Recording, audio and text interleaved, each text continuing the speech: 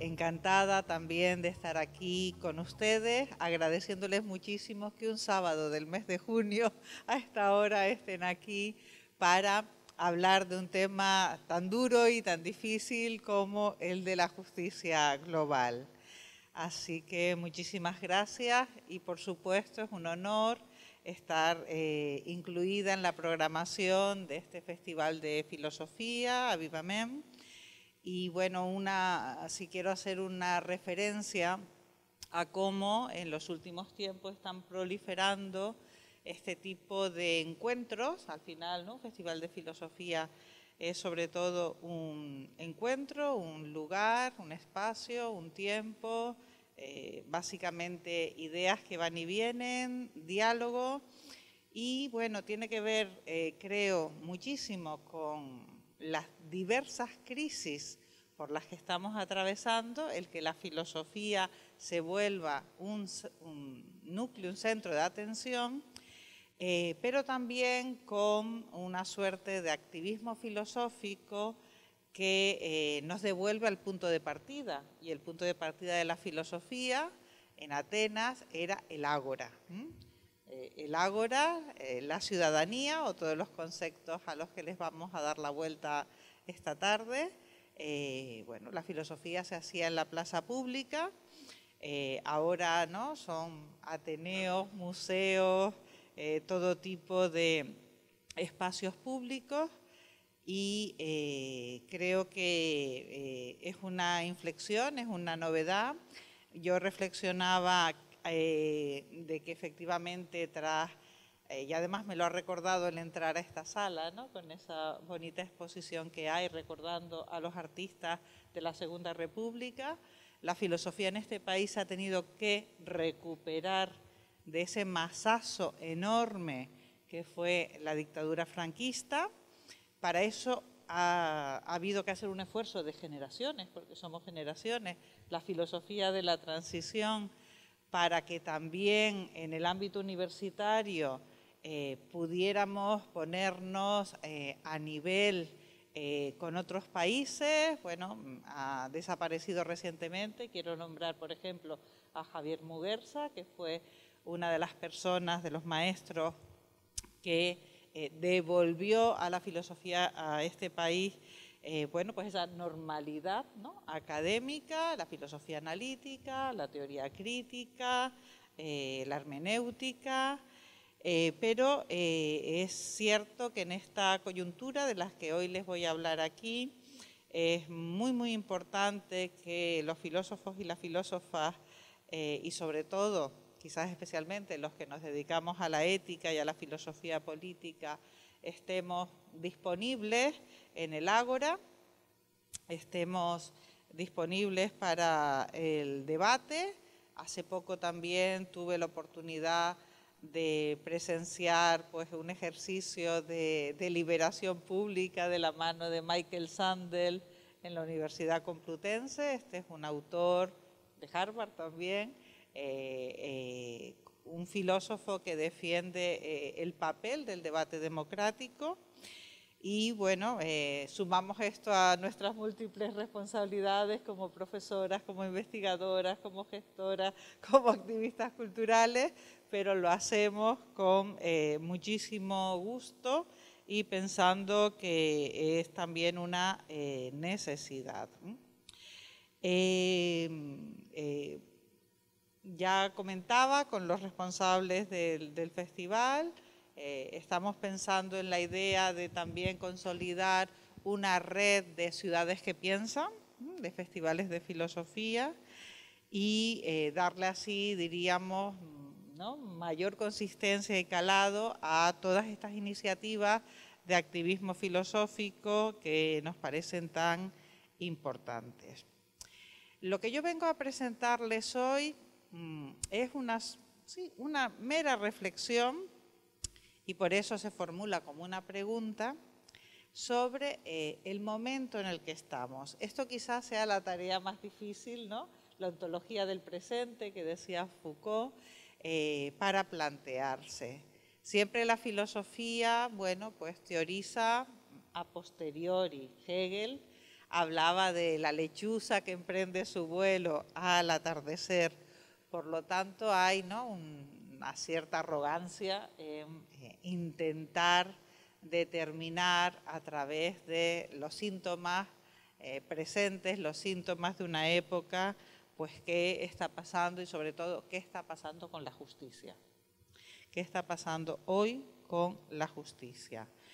Me da la sensación que a lo mejor podríamos partir de un cierto acuerdo en cuanto que los últimos años quizás podríamos marcar algunos hitos temporales, la crisis del 2008, pero también quizás, ¿no?, el Brexit del 2016 o la llegada de el inefable Donald Trump al poder ¿no?, del imperio americano, como hitos en este cambio de época. Nada sucede porque sí, la historia va trabajando calladamente, pero efectivamente estamos en un momento en el que se acumulan las crisis, ¿no? Y las crisis no se solucionan, sino que de alguna manera van reverberando, ¿no?, la una en la otra, ¿no? Crisis del sistema financiero, que luego fue una crisis de deuda pública, acompañada de una crisis ecológica global que arrastra datos y cada día, ¿no?, evidencias más que preocupantes, un cambio de modelo económico que ha hecho que hay una gran brecha entre generaciones, porque ahora las generaciones más jóvenes, que son las de nuestras estudiantes, nuestras hijas e hijos, pues tienen que enfrentar esa palabra, precariedad. ¿No? Quizás las generaciones pues, de la transición tuvimos la relativa suerte ¿no?, de que se forjara en este país, pues eso, ¿no?, una cierta política ligada a un sistema nacional de salud, a la educación pública, a determinadas políticas sociales, a una cierta estabilidad en el empleo. Bueno, hemos visto, ¿no?, que las últimas tiempos van desmantelando, deteriorando lo que yo voy a llamar un sistema de garantías y protecciones, porque al final la ciudadanía no es otra cosa que un sistema de garantías y protecciones que es correlativo a el ejercicio de unos derechos. Y por eso he formulado que estamos viviendo un proceso, son procesos por un lado acelerados, pero por otro lado su percepción pública es a veces complicada, de desfondamiento de la ciudadanía, porque no nos damos quizás cuenta de que algo como un sistema político tiene debajo muchísimos supuestos, muchísimos fundamentos que si se erosionan, pues hacen que todo caiga en la desestabilización. Y ligado a este desfondamiento, bueno, pues nos encontramos con una verdadera explosión en la literatura académica, desde luego lo es, de la noción de vulnerabilidad. La vulnerabilidad, un tema, por ejemplo, que ha tratado nuestra colega María José Agra, la vulnerabilidad es un presupuesto antropológico, ¿no? Como seres vivientes que somos vulnerables, ¿no? Cualquier rayo, ¿no?, nos puede partir en cualquier momento. Es un dato de nuestra antropología, pero a lo que estamos asistiendo y que podemos llamar incluso producción masiva de vulnerabilidad es a procesos económicos, sociales e incluso culturales por los que cada vez hay más población de distinto tipo expuesta a riesgos, expuesta a ser dañada, población a la que se le eliminan las protecciones, las garantías. Voy a poner un ejemplo. Para mí ha sido, y supongo que para muchos de ustedes también, un orgullo pues pertenecer a un país donde había un sistema nacional de salud universal.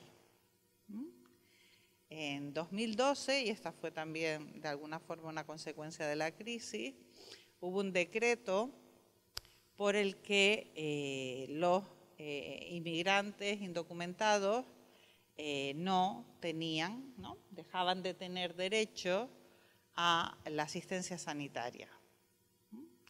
Y como estamos en un mundo enormemente tecnologizado, eso se hizo a golpe de ratón en un ordenador, eliminando, se calcula, unas 700.000 historias clínicas, ¿no? Las historias clínicas que tienen de todos nuestros males y enfermedades ¿no? en esos repositorios informáticos a los que acceden nuestros médicos y médicas de cabecera. Por ponerles un ejemplo, ¿no? Un ejemplo de desprotección. Por supuesto, un problema de salud pública enorme. Vengo de un congreso en Barcelona sobre filosofía de la salud pública, pero de alguna forma algo relacionado con un concepto que nos ha suministrado Hannah Arendt, el derecho a tener derechos, queda desactivado y se genera una desprotección. Lo pongo simplemente como un ejemplo, pero pueden haber muchos. Cuando hablamos de precariedad laboral o hablamos de la reforma laboral, pues está claro que lo que se suspende o lo que se modifica en muchas ocasiones son protecciones, garantías, toda la polémica que encontramos ahora con este capitalismo de plataformas por las cuales la gente empieza a trabajar, ¿no? Los llaman rider, ¿no? Estos chicos que van en bicicleta por la ciudad, no voy a dar marcas comerciales que me están grabando,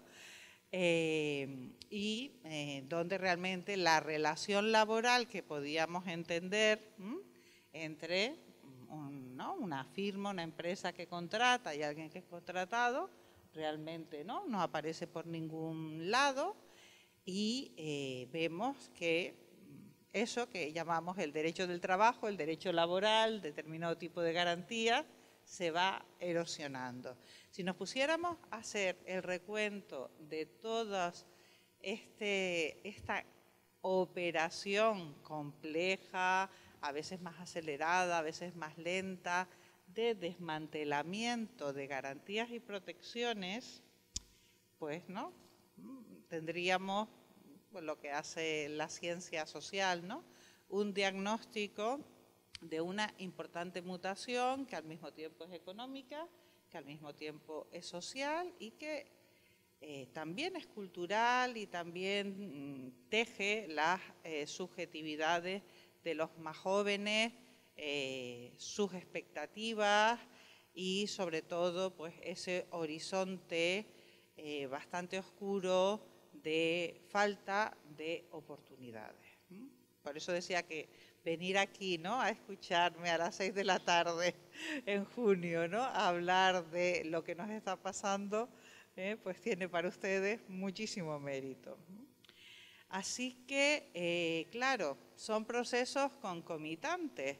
Por un lado, tenemos ese desmantelamiento de protecciones y garantías. Claro, cuantos menos protecciones y garantías tenemos, piensen en el derecho a la vivienda, pues peor ¿no? desempeño de nuestros derechos de ciudadanía, ya sean estos políticos, civiles, podremos ejercer. Todo esto es un complejo tejido. Cuando nos hablaban de derechos humanos en una época, bueno, pues se hizo bastante común el relato de Marshall, un autor, ¿no?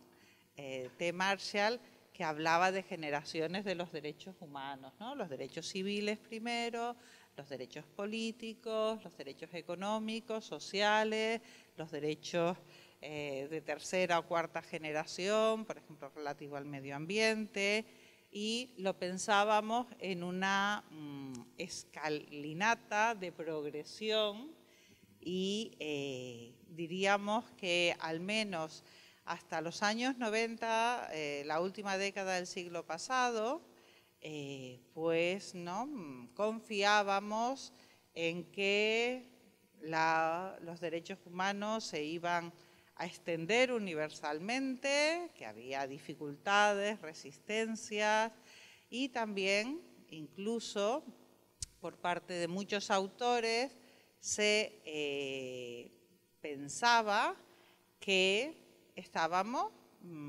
a poco de poder plantear esta cuestión, la de la justicia global. Voy a referirme un poco a la cuestión de la justicia global y de los desafíos globales para que se den cuenta que a mí, y yo creo que puede ser algo que compartamos pues bastantes personas, ¿no? Que hemos trabajado en la teoría crítica, en la teoría del derecho, en la filosofía política, pues que no deja, ¿no? Cuando lo piensas y un poco de distancia de las urgencias del día a día, ¿qué está pasando? Un autor como Thomas Pogge, que últimamente además ¿no? se habla muy poco de él, planteaba a partir de una obra clásica, quizás la obra más importante en el siglo XX de las teorías de la justicia, se titulaba justo así, Una teoría de la justicia de John Rawls, 1971, la posibilidad de extender un marco de igualdad de oportunidades y de compensación de desigualdades a todo el planeta, con un primer objetivo muy claro, que era la erradicación de la pobreza severa, y con la posibilidad de optar a mecanismos de redistribución global. Todo esto lo estudiábamos a final de los años 90, a principios del siglo, con mucho interés y con la sensación de que, sobre todo una década antes, después de caído el muro de Berlín, ¿no? Con esta apoteosis de la globalización y de, ¿no? Lo digo todo con ironía, ¿no? Y de el avance de los derechos humanos, que efectivamente la década de los 90 fue muy importante para radicalizar el paradigma de los derechos humanos. Por ejemplo, los derechos de la tierra, 1992, la cumbre de Río, Río de Janeiro, en Brasil. Por ejemplo, 1995, la gran cumbre de la ONU en Pekín, reconociendo que los derechos de las mujeres eran derechos humanos y de que se tenía que plantear un gran despliegue de políticas transnacionales, de políticas globales para lograr determinados avances, determinadas cotas, la formulación de los mismos objetivos del milenio, que han sido de alguna manera cancelados, ¿no? Sin lograr los resultados apetecidos, a veces muy alejados, y se han sustituido casi sin debate público por los ahora llamados ODS, ¿no? Objetivos del Desarrollo Sostenible. Es decir, fue un momento de lo que Sheila Ben-Javi llama juridificación, es decir, transponer muchas ideas normativas, una radicalización de muchos elementos ligados a los derechos humanos, a las leyes y a las leyes de todo tipo, ¿no? Leyes en diferentes países y por lo tanto había una suerte de retroalimentación, de feedback entre instancias internacionales y desarrollos legislativos nacionales. Por ponerles un ejemplo, en España, todas las leyes que tuvimos a partir del 2004 con la Ley Integral sobre la violencia de género, contra la violencia de género, el matrimonio igualitario, ¿no?, entre personas del mismo sexo, en 2007 la ley de igualdad o en el 2010 la ley de salud sexual y reproductiva, tuvieron que ver con el despliegue de esa agenda internacional que se había fraguado, sobre todo en los primeros años 90, del 91 al 95. Es decir, procesos que desde el punto de vista de una suerte, no solo globalización del derecho, pero también concretización y localización de avances, pues se estaban dando, bueno, en nuestro país especialmente, en otros menos, en otros más, pero quedaban pie a hablar pues de ciertos avances, ¿no? Ciertos avances por lo menos en este terreno de lo normativo, que es el terreno del derecho, ¿no? Hemos utilizado ese concepto de juridificación. Al mismo tiempo, en los años 90, nos encontramos con ese paradigma desarrollado por Amartya Sen y Martha Nussbaum, dos autores que han sido muy importantes sobre desarrollo humano, haciendo una enorme crítica a esa economía que solo mide el Producto Interior Bruto y planteando que desarrollo tiene que ser compatible e incluso potenciar la libertad. Básicamente, la igualdad de oportunidades se reescribía como la necesidad del desarrollo de las capacidades, de la potenciación de las capacidades, y bueno, la misma ONU organizaba su programa de Naciones Unidas para el Desarrollo con todos estos contenidos. Eran también años donde con más y con menos, porque todo este tipo de desarrollos también han tenido muchísimas críticas por parte de ONG, por parte de movimientos sociales, etcétera, etcétera. Todos estos desarrollos, ¿no?, de la justicia global, de la teoría de las capacidades, bueno, pues alimentaban, ¿no?, un cierto optimismo y, como pensaba Pogge, la posibilidad de incluso una redistribución global. Yo no sé cuántos y cuántas de ustedes se acuerdan de ese movimiento que estaba también a la base de todos estos desarrollos. Yo creo que es difícil encontrar teoría ética y teoría política sin que haya una suerte de corrimiento en la sociedad civil, en los movimientos sociales, que era el movimiento que primero se llamó antiglobalización y luego se llamó alter, ¿no?, mundialización o alter globalización. Es decir, de forma correlativa y estableciendo también, diríamos, círculos virtuosos, hubo un movimiento de movimientos. Yo pienso que quedó de alguna manera tocado, ya veremos, ¿no?, con ese gran hito que quizás inaugura, ¿no?, el siglo XXI. Todos estamos pensando en el derrumbe de las Torres Gemelas, pero hubo un momento donde se trabajó para esto, se identificó también la estructura de desigualdades, de potenciación de desigualdades en torno a organismos económicos, los organismos económicos de la globalización, como el Banco Mundial, como el Fondo Monetario Internacional, como la Organización Mundial del Comercio. Hubo muchas protestas muy masivas, Seattle, Génova, e incluso esto tuvo una vuelta positiva con el Foro Social Mundial en esa ciudad brasileña. Pensemos lo que está pasando ahora en Brasil, que es Porto Alegre. No, estoy intentando, ¿no?, que hagamos un poco de memoria y que nos demos cuenta en qué poco tiempo nuestras expectativas, nuestras esperanzas, lo voy a decir así, ¿no? Ahí hay un principio de responsabilidad, pero hay un principio de esperanza, ¿no?, del que nos hablaba Bloch, se han ido trastocando, se han ido oscureciendo.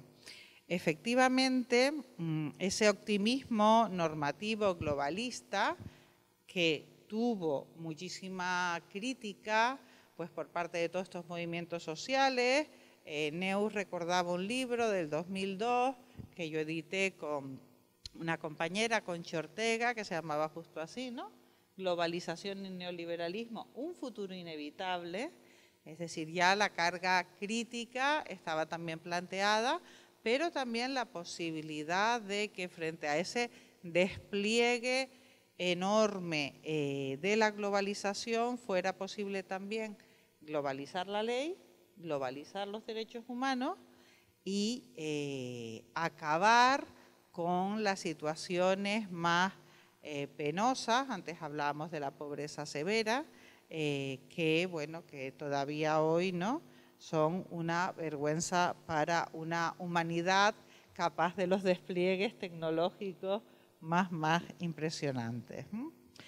Así que todo esto estaba pasando. Ya saben ustedes que en la década pasada, ¿no?, acabo de citar otro hito, ¿no?, trágico, la caída, ¿no?, de las Torres Gemelas, y cómo de alguna manera esa dialéctica norte-sur, que tenía que ver con cooperación al desarrollo, que tenía que ver con cosas que prácticamente con la crisis han dejado de existir en este país. Prácticamente y presupuestariamente, si uno quiere saber si algo en política social existe o no existe, lo que tiene que plantearse es ¿dónde están los presupuestos? ¿Qué presupuesto hay para abordar cualquier objetivo, por ejemplo, de cooperación al desarrollo, ¿no? Y bueno, pues precisamente, ¿no?, primero esta vuelta de la militarización dura, al que muchas de las autoras que Neus y yo estudiamos han criticado y han reaccionado. Por ejemplo, Iris Marion Young criticando esa lógica masculinista de la protección, que tiene que ver con esa militarización, esa acta patriótica que inmediatamente después de la caída de las Torres Gemelas declaró el presidente Bush, y que significaba que todos, ¿no?, pero sobre todo los ciudadanos estadounidenses, entregaban libertad a cambio de seguridad, y cómo se iniciaba así también un deterioro de los sistemas democráticos y un avance del autoritarismo, Claro, esto, ¿no?, vamos, ya antes yo citaba, ¿no?, la crisis financiera, 2008, esta crisis gestionada en Europa de forma terrible, de la que hemos sufrido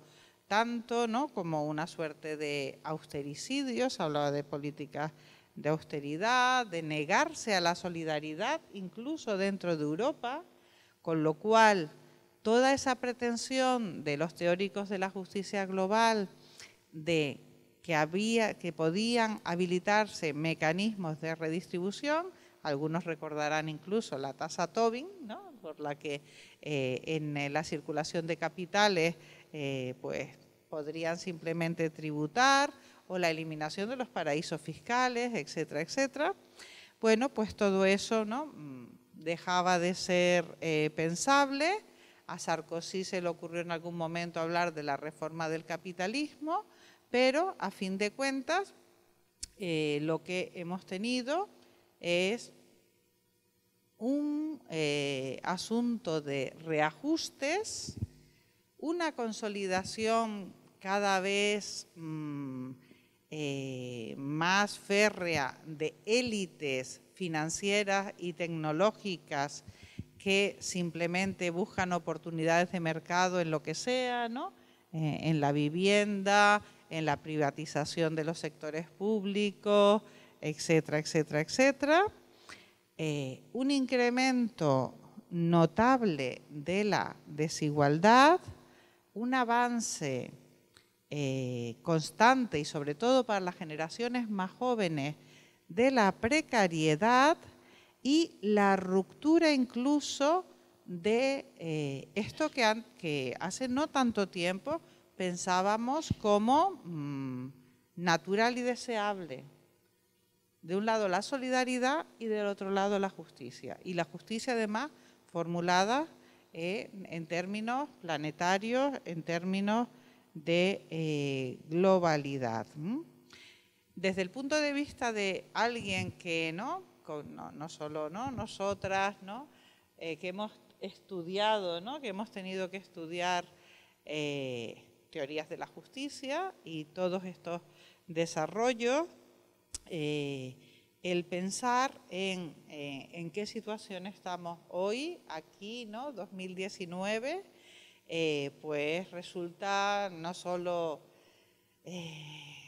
un foco enorme de perplejidades, sino incluso de desconcierto. Porque parecería que en muy poco tiempo lo que alumbramos es casi los tiempos finales de los derechos humanos. Hay una quiebra enorme del universalismo moral, de esa idea básica, que aquí que estamos en un museo de la Ilustración, que esa idea tan valiosa que suministró la Ilustración del igual valor de cada individuo humano, además de esa quiebra del universalismo moral, vemos que hay un repliegue de una potencia enorme a lo particular, Lo particular es la propia tribu, lo particular es la propia identidad, lo particular es, sálvese quien pueda, por ejemplo, del partido ultraderechista sueco, sí defiende el estado del bienestar, pero solo para los suecos, cuando Suecia tiene una historia de ser país receptor de asilo y refugio. A todos recordarán a Olof Palme, y cuando hoy la sociedad sueca es una sociedad multicultural en la que conviven personas de las más diásporas, de todas las partes del mundo, chilenos, kurdos, pakistaníes, nigerianos, etcétera, etcétera, etcétera. Lo que a mí me resulta más impresionante es cómo el malestar de todos estos cambios acelerados en lo económico, pienso sobre todo que esa quiebra de las expectativas de bienestar y de las expectativas de oportunidades, todo ese malestar ha sido tan fácil volcarlo de esta suerte de repliegue, de esta suerte de reacción que nos lleva casi al oscurecimiento de ese marco normativo que son los derechos humanos, a ya casi que ni nos acordemos, de qué era aquello de la justicia global y de toda la potencia teórica y política que tenían esos idearios, y también el que quizás nos vayamos dando cuenta de ese desfondamiento de todas esas protecciones y garantías que venían asociadas a la ciudadanía y que hoy por hoy van poco a poco deshaciéndose. Con lo cual, con lo que nos encontramos es, ya se los comentaba antes, con esa gran explosión, al menos teórica, sobre la vulnerabilidad. La ha traído a escena Judy Butler, hablando también de precariedad, hablando de esa exposición de vidas y de muertes, frente a una violencia. Ella ha destacado que hay vidas dignas de ser lloradas y vidas por las que aquí nadie suelta una lágrima. Una autora muy, muy interesante que desgraciadamente no se conoce, no se ha traducido al español, Marta Feynman, que habla de vulnerabilidad y de la condición humana, y que, bueno, hace una crítica muy, muy dura al sujeto liberal, autosuficiente, independiente, para poner de manifiesto que la vulnerabilidad social es algo que se produce y que impacta en la vida de las personas, dañándolas.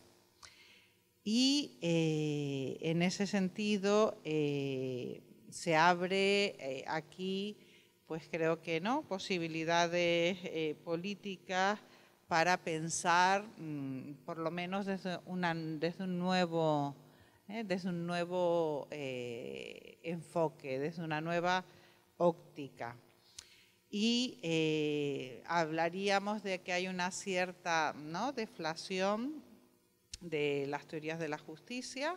Lo estamos viendo en Europa, lo estamos viendo cómo se traduce políticamente, incluso, ¿no?, en la composición hoy del Parlamento Europeo, ese gran retroceso de la socialdemocracia. Sin embargo, bueno, pues la vulnerabilidad también es el asunto clave de esa toma de conciencia ecológica que además, protagonizada por las generaciones más jóvenes, está diciéndonos o actuamos ya o realmente va a ser ya imposible, ¿no?, parar el encadenamiento de causas y efectos ligados a fenómenos, ¿no?, como el cambio climático. Casi me gusta más que cambio climático lo de calentamiento global, porque cambio climático parece que, bueno, cambia el clima, ¿no? En cambio, lo de calentamiento global, ¿no?, significa que también ya la vulnerabilidad es efectivamente un terreno más que abonado para muchísimos desastres ecosociales, podríamos llamarlos, ¿no? Aquí hay una paradoja enorme, porque los países que más provocan, pues, los gases de efecto invernadero que han generado, ¿no?, este gran proceso crítico en esto que ahora ya se llama el antropoceno, ¿no?, esa era casi geológica en la que la humanidad ha transformado los equilibrios de la Tierra, pues en el antropoceno, pues con lo que nos encontramos es que los países más industrializados supuestamente no van a sufrir las consecuencias de ese calentamiento global tanto como grandes zonas de África, de Latinoamérica o de Asia. Uno de los asuntos que aún no he nombrado y que creo que es verdaderamente doloroso y lacerante es también, ¿no?, lo que en las últimas décadas ha sucedido con las migraciones. Los datos sobre ese mar, ¿no?, que tenemos aquí, ¿no?, en Valencia, el mar Mediterráneo, sobre, ¿no?, naufragios, vidas perdidas y todo tipo de tragedias, bueno, ¿no?, es inenarrable, ¿no? Realmente creo que todavía no hemos tomado conciencia de, se hablaba de 40.000, ¿no?, personas, pero las cifras son siempre muy dudosas. Yo eso lo viví también, ¿no?, en Canarias 2006-2007, lo recordarán, la gran crisis de los cayucos, cuando de repente, ¿no?, empezaron a salir pateras y barcos desde las costas de Mauritania y de Senegal, 1000 kilómetros a océano abierto, y bueno, ¿no?, lo terrible que fue aquella crisis humanitaria. Pero si estamos preocupados por lo que está pasando aquí, lo que está pasando en México, lo que está pasando, ¿no?, en tantos lugares en el mundo, lo que se nos puede venir encima con esa nueva categoría que son los refugiados climáticos, pues va a ser ya, ¿no?, de unas dimensiones que casi no podemos pensar, porque las sequías, la deforestación, cómo se arruinan la base física, la base natural para la supervivencia de la gente, en muchas partes del mundo. Yo vivo en las Canarias, enfrente del desierto del Sáhara. Toda el África subsahariana está sometida, ¿no?, a esa gran tensión del avance del desierto. Bueno, pues va a ser, ¿no?, realmente digno de que lo que quizás es el género ahora más común también de la imaginación contemporánea, que es la distopía. La distopía frente a la utopía, ¿no?, está siendo ahora el gran género de consumo de masas.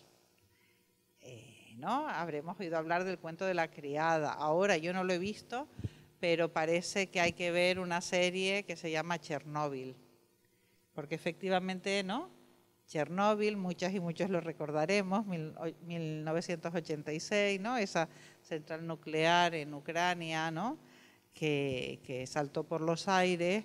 Pues bueno, fue uno de los síntomas, de esos síntomas que hay que leer en la historia y que quizás no hemos leído convenientemente. Así que el cambio de época es, por supuesto, que enormemente complejo. Quizás aquí sufrimos como una especie de Alzheimer colectivo, como los enfermos de Alzheimer recuerdan muy bien, ¿no?, lo anterior, pero la historia reciente está desdibujada. Y quizás tengamos que hacer un esfuerzo colectivo muy, muy importante para reconstruir ese puzzle de lo histórico, de los hitos históricos de las últimas 4 décadas, para ver en qué punto estamos y cómo podemos reaccionar, ¿no? Hablar de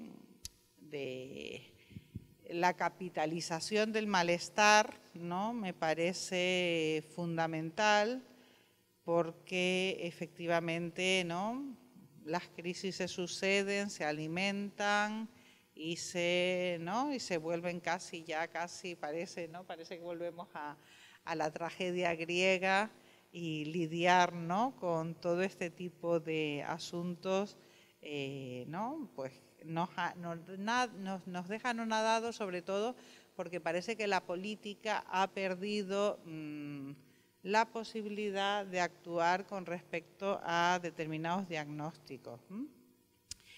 Y quizás, y esto es un poco lo que vengo a plantear, necesitemos un revulsivo frente a esta capitalización del malestar, diríamos, por las fuerzas más regresivas, más reaccionarias, más anti-ilustradas y más antimodernas, ¿no? Decirlo en este museo me parece muy, muy importante. Y en ese sentido, creo que hay que tener un poco de valentía para plantear propuestas que pueden parecer disparatadas, ¿no?, pero que creo, y eso voy a argumentar, que no lo son tanto, y que quizás deberíamos obligar a los políticos, a las políticas, a tomarlos en consideración. Sobre todo porque si bien no nos aparece ese horizonte distópico, catastrofista y apocalíptico de un lado, y sobre todo una demanda de las generaciones más jóvenes que están manifestándose todos los viernes para que los adultos hagamos algo, ¿no?, con respecto a lo que hay que hacer, que es un cambio en el modelo productivo, que es un rediseño de la economía, de la movilidad, de toda nuestra forma de vida. Por un lado, ¿no?, tenemos esa demanda. Yo creo que además los que somos educadores, ¿no?, tenemos que ser especialmente sensibles a las demandas que nos hacen las generaciones más jóvenes, porque ellos quieren y ellas que haya un futuro y que haya futuros vivibles.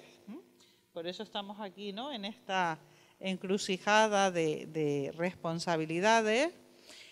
Y también creo que tenemos que oponernos a otra deriva de la imaginación que tiene que ver, y que además está muy bien financiada, se los puedo asegurar, con esta visión del solucionismo tecnológico, de lo que se llama ahora el transhumanismo, es un tema que está en los medios de comunicación continuamente, esas promesas, bueno, ¿no?, que nuestra mortalidad, ¿no?, será un obstáculo que podremos sobrepasar, propuestas de biomejoramiento humano, etcétera, etcétera, etcétera, ¿no? Siempre recuerdo un libro de Jorge Richman que se llama Gente que no quiere viajar a Marte, porque claro, si ya todo es un desastre, ¿no?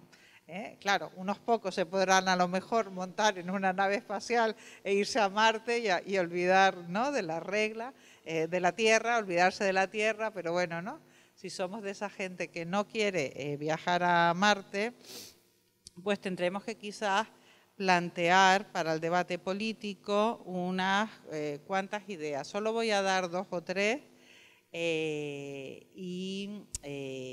parece que no tienen historia detrás, pero sí la tienen. Lo que ocurre es que efectivamente hay también muchas operaciones de enmascaramientos de debates que a lo mejor algunos de los que somos mayores sí recordamos. Bueno, quizás todo lo que he contado, una de las cosas que me preocupa más es este avance de la precariedad laboral. Yo creo que ya se vive en todos los sectores. Hoy había una rebelión de contratados, investigadores contratados en las universidades, nuestros becarios FPI y FPU, por una promesa incumplida del gobierno. Muchos de nuestros hijos e hijas están yendo a otros países a buscar oportunidades laborales. Aquí, pues, ¿no?, las trayectorias ya son de un proyecto aquí, un trabajo temporal unos meses aquí, otro allá. Y yo creo que tenemos que volver a plantearnos la cuestión del trabajo en nuevos términos, ¿no? Realmente, y por eso ponía esto de vulnerabilidad tecnoecosocial, realmente existe la posibilidad de que el trabajo que haya se reparta y de que podamos pasar a una sociedad del posempleo. Esto llevará a lo mejor, ¿no?, una serie de décadas, y no a lo que estamos pasando. Aquí habría medidas importantísimas como la renta básica. Supongo que todos y todas habrán oído hablar, ¿no?, de esa ciudadanía, ¿no? Sería rearmar la ciudadanía con ese derecho económico a un montante que te permita, ¿no?, por una supervivencia y sobre todo el poder rechazar trabajos esclavizantes y trabajos humillantes, porque no nos olvidemos que en esta deriva de la precariedad se está pasando a las nuevas esclavitudes, algunas viejas, ¿no?, y algunas nuevas. Y en este sentido, ¿no?, ¿por qué no volver a un viejo debate de los años 70 en el seno del ecosocialismo, sobre todo, ¿no?, en Francia con André Gorz, sobre el fin del trabajo, el reparto del trabajo y la consideración de los trabajos como trabajos socialmente útiles? He leído, además los leí uno detrás de otro, 2 libros que les recomiendo sobre este asunto. Uno es ya como se escribió en el año 99 en los Estados Unidos por una socióloga que se llama Barbara Ehrenreich. Y bueno, lo tradujeron por 4 duros. Ella hace un experimento en carne propia. Una señora casi como yo, de 50 y tantos, más o menos saludable, que hace el experimento de intentar apañárselas con lo que cobra en Estados Unidos una limpiadora, una dependienta de grandes almacenes, una camarera, ¿no? Hace cuentas, ¿no? Hace, diríamos, ¿no?, esto es, diríamos, sociología práctica, y ve que algo que no solemos entender de la pobreza y de la precariedad es la angustia diaria con la que vive la gente para poder pagar sus facturas, llegar a fin de mes, sobrevivir, los precios de los alquileres, vamos, cuestiones que están todas, ¿no?, muy presentes en nuestro día a día. Este avance de la precariedad, bueno, veo que ya, ¿no?, el tiempo, voy a plantear solo esto porque ya este es un temazo, ¿no?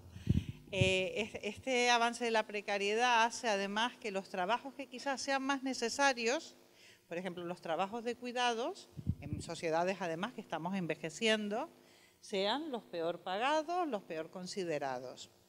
Y junto a este libro leí otro de un antropólogo que se llama David Graeber, que literalmente se titula, no estoy poniendo nada de mi cosecha, Trabajos de mierda. Bullshit jobs, ¿no?, en inglés. Y él se dedica a analizar, ¿no?, se da cuenta que en muchas organizaciones y empresas hay una serie de puestos de trabajo tipo director de proyectos estratégicos, ¿no? Todos unos trabajos directivos y ejecutivos que cuando entra como antropólogo a preguntar, pero bueno, ¿qué realmente hace usted?, pues dice, bueno, genero unos informes que realmente nadie se lee, ¿no?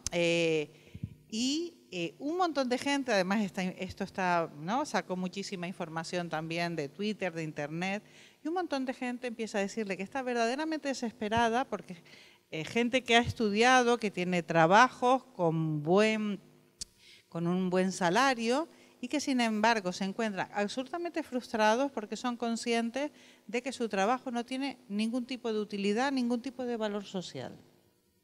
De hecho, él hace hasta una categorización de este tipo de trabajo, habla de que algunos son parcheadores, de que algunos son marcacasillas, yo también a veces, ¿no?, esta burocratización, ¿no?, te encuentras todo el día rellenando aplicaciones y marcando casillas, de que otros simplemente están ahí porque hay unos jefes y tienen que tener una especie de séquitos modernos. Esto se explica más por Max Weber que por Carlos Marx, es un tema de estatus, ¿no?, de blindaje de las élites. Y sin embargo, ¿no?, si les ofrecieran cualquier otro trabajo que tuviera, ¿no?, un sentido, un significado, muchos de ellos dicen que se irían porque, claro, una cosa que llevamos muy mal los humanos es la falta de sentido de las cosas que hacemos, ¿no? Esto es un asunto básico.